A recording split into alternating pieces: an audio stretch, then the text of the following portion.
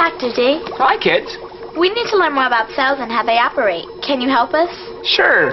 A cell is a basic building block of the body. And your body has about 10 trillion cells. 10 trillion? That's a 1 followed by 13 zeros. That's a lot. Well, here's some examples of cells you might find in your body. This nerve cell is long and has a lot of branches.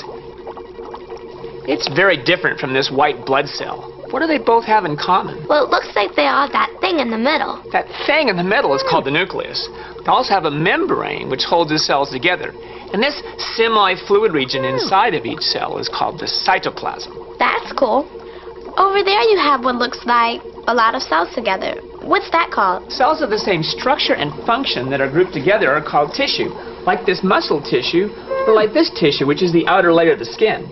This skin model looks like shingles on a roof. Very good. It's designed to keep moisture in and microbes out.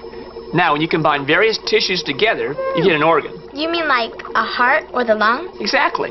Now, here's a model of the largest organ in the body. It looks like skin. It is. Now, when you combine 2 or more organs that have a common task, they're called an organ system. Dr. Textbook mentioned something about body systems. Let's look at this human torso as an example.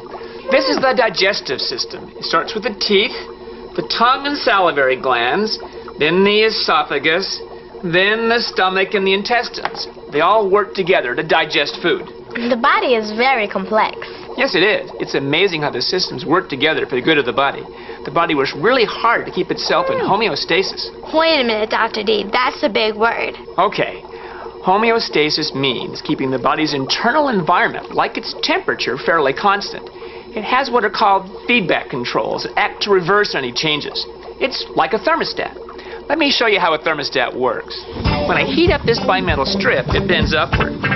When it touches this rod, it makes an electrical connection, which turns on this fan and cools things down. Then when the metal becomes cooler, it straightens out and breaks the electrical connection and turns off the fan. That's pretty cool, but what does that have to do with the body? Well, when the body heats up, the feedback controls cause the body to perspire and the blood vessels near the skin dilate or get larger in diameter.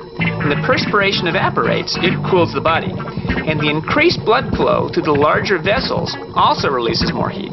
So when these things cool the body down, the perspiration stops and the blood vessels return to normal? That's right.